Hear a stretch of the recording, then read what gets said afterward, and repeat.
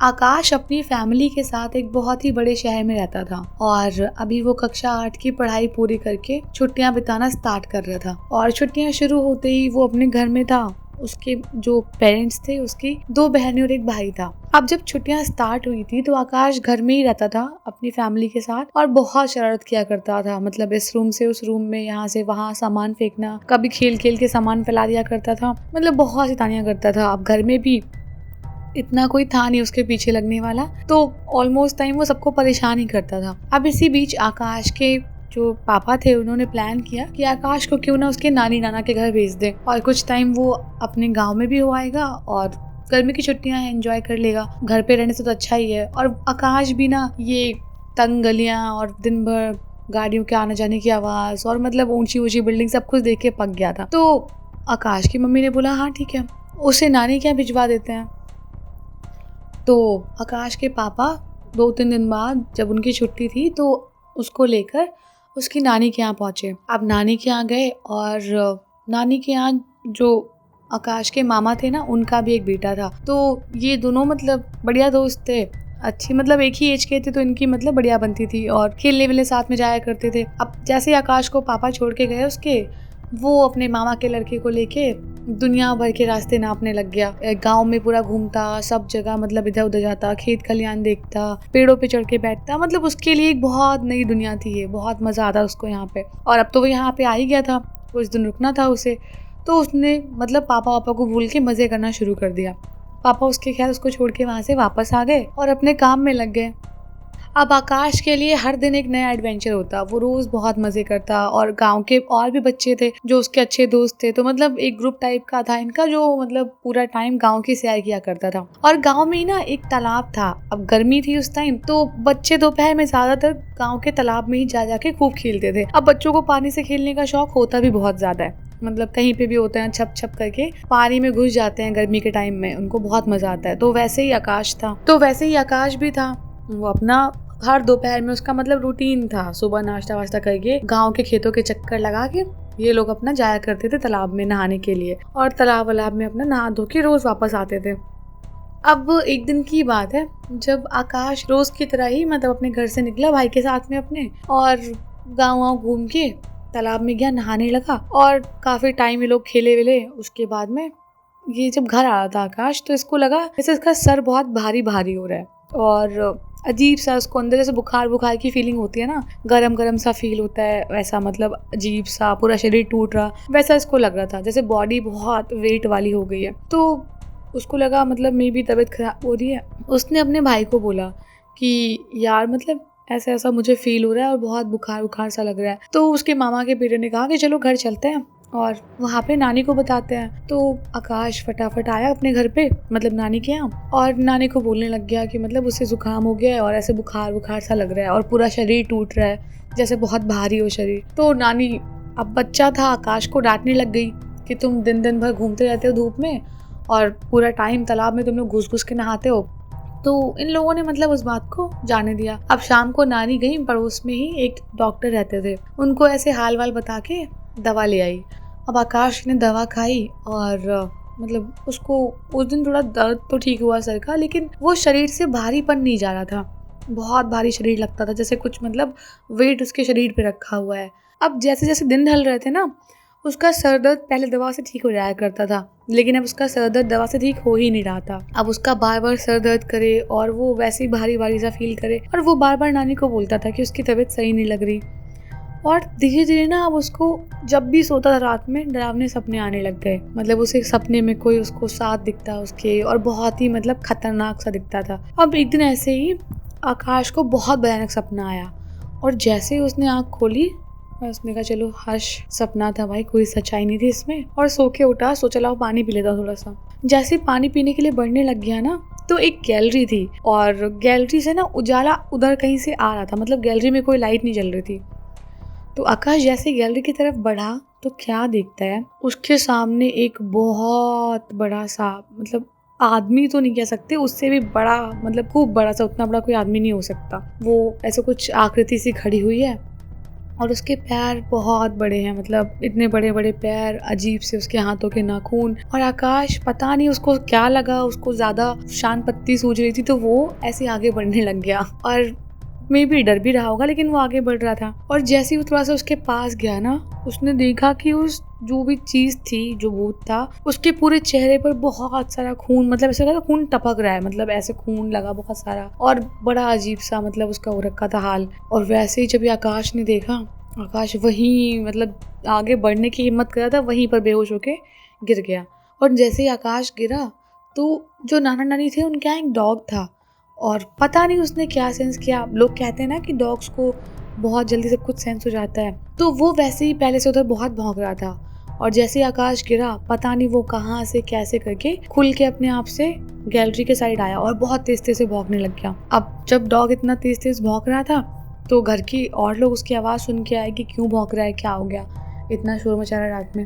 तब लोगों ने देखा कि आकाश जो है वो वहीं जमीन पर बेहोश पड़ा हुआ है और उसका पूरा शरीर एकदम पसीने से भीगा हुआ था, जैसे कुछ बहुत खौफनाक देख लिया। अब उसकी नानी, मामा, मामी सब लोग आकाश को बिस्तर पर ले गए और उसको लिटाया, पानी पिलाने लग गए कि मतलब उठे, बताए क्या हुआ इसके साथ में। लेकिन आकाश को होश ही ना आए। बहुत मशक्कत करने के बाद उसको थोड़ा सा होश आया, मतलब उसने आंखें वगैरह खोली, लेकिन उसने इतना भयानक सामने आकृति, मतलब भूत देखा था अपने, या प्रेत आप कह लो, देखा था, जिससे वो इतना डर गया था कि वो कुछ बोल ही नहीं पा रहा था, कुछ भी नहीं कह पाया था, बस वो एक टकटकी लगाए देखे जा रहा था। अब शायद उसको वो प्रेत दिख रहा होगा उसके सामने या कुछ होएगा, लेकिन वो किसी को कुछ नहीं बता पाया था, बस वो हाथ से इशारे कर रहा था बार बार डिफरेंट डिफरेंट डायरेक्शंस में। अब वो बहुत हो गया, उस दिन कुछ नहीं बोला, उसके नेक्स्ट डे वो कुछ नहीं बोला। अब नानी वगैरह बहुत चिंता में पड़ गए कि क्या हो गया, मतलब ये कुछ भी नहीं बात कर रहा, और ये ऐसी कंडीशन में यहाँ से इसको इसके माँ बाप के पास भी नहीं भेज सकते, मतलब वो बोलेंगे ना कि अच्छा खासा हमारा बेटा, और उसको मतलब ऐसा बीमार कर दिया। और वैसे भी मतलब चिंता तो उसकी भी रही होगी। तो फिर नानी मतलब समझ नहीं पाई थी क्या हुआ। तभी नानी के यहाँ मतलब गांव में ज़्यादातर मांगने वाले बाबा लोग आते हैं ना, जो मतलब मांग के खाते वाते हैं, ब्रह्मचारी टाइप के जो होते हैं। वैसे ही एक बाबा जी आए, और जैसे इनके घर के सामने आए तो कुछ लोगों के पास ऐसी सिद्धि होती है, कुछ होता है जो वो लोग सेंस कर लेते हैं, जहाँ पे भी कहीं कोई बुरी आत्मा होती है, कुछ होता है तो बाबा जी उनके घर पे हमेशा मांगने आते थे, लेकिन इस बार वो कुछ अलग तरीके से आए थे। अब जैसे ही वो उनके गेट पे आए, और नानी ने आकाश के हाथों मतलब थोड़ा सा खाने का सामान और जो होता ना आटा वगैरह करके भिजवाया। अब जैसे ही आकाश बाबा जी के पास वो सारा सामान लेके गया, अब सबको तो आकाश दिख रहा था, लेकिन बाबा जी को कोई और भी दिख रहा था। बाबा जी ने तुरंत वो सामान लेने से मना कर दिया। अब जब बाबा जी ने मना कर दिया तो आकाश ने जाके अंदर वो सारा सामान रख दिया। अब आकाश कुछ बोल तो रहा नहीं था, तो उसकी नानी ने सोचा कि इसने दिया नहीं या बाबा जी ने लिया नहीं, क्या हुआ, मतलब सब सामान इसने जाके रख दिया यहाँ पे। तो नानी ने आकाश को पूछा कि क्या हुआ, सामान क्यों लिया है, बाबा जी को रखे दो। तो आकाश कुछ बोला नहीं, और आकाश की आंखें बहुत चढ़ी थी, जैसे गुस्से में कोई लाल आंखें कर लेता है ना, वैसे। और आकाश आके अंदर मतलब किचन के एकदम कोने में जाके बैठ गया, जैसे छुप रहा हो वो देख के उनको। तो नानी फिर खुद से उठ के बाहर गई और बाबा जी को पूछने लग गई कि हमसे कोई गलती हो गई है, आप हमारे घर से कोई सामान क्यों नहीं ले रहे। तो बाबा जी ने कहा कि आपके घर की बात नहीं है, यहाँ कुछ अशुद्धि सी हुई है इस घर में, क्या आपको रियलाइज नहीं हो रहा। तो नानी फिर समझ नहीं पाई उनकी पूरी बात, लेकिन कहने लगी कि आप एक बार मुझे समझाएंगे आप क्या कहना चाहते हैं। तो बाबा जी ने बताया कि जिस बच्चे को भी आपने बाहर भेजा था उसके साथ में कोई बुरी आत्मा अटैच्ड हो गई है, और वो आत्मा हमेशा उसके साथ रहती है। तो नानी को अब ये बात समझ में आने लग गई कि मतलब उनका जो नाती है वो इतने टाइम से शांति से क्यों रह रहा है, वो कुछ बोल क्यों नहीं पा रहा, और हर बार सहमा कभी डरा हुआ है खुद से है, कभी दूसरों को डरा रहा होता था। और उसका डॉग भी जब भी आकाश को देखता था बहुत भौंकने लग जाता था। और ये बात सच है कि जब भी मतलब जो जानवर होते हैं ना, उनको कहते हैं लोग ये बातें कि उनको ये भूत प्रेत या कोई भी बुरी शक्ति या कोई भी नज़र वजर सब कुछ दिखाई देती है। अब कितना सच है मुझे नहीं पता, लेकिन ऐसा होता है। और कई बार आपने भी नोटिस किया होगा, कई बार मतलब डॉग्स वगैरह एक ही डायरेक्शन में देख के भौंकते रहते हैं। तो मे बी अब भगवान की बनाई हुई चीज़ें हैं, मे बी बहुत सारी मिस्ट्रीज़ हैं, तो ये भी एक मिस्ट्री होगी। तो जैसे ही फिर मतलब ये सब बातें नानी की और बाबा जी की हुई, तो बाबा जी ने कहा कि कल आप इसको मंदिर लेके आइए और हम वहाँ पे देखते हैं कि इसका क्या हो सकता है, मतलब किस वजह से इसको इस आत्मा ने पकड़ा हुआ है। तो नानी ने कहा ठीक है, हम लोग कल लेके आएंगे। तो पास में ही एक शिव मंदिर था, वहाँ पर नानी और मामा उसके और आकाश तीनों लोग गए। अब पहले आकाश जाने के लिए बहुत आनाकानी कर रहा था, मतलब सो के नहीं उठ रहा था, कभी नहा नहीं रहा था, मतलब ऐसी चीजें कर रहा था कि जाना अवॉइड हो सके।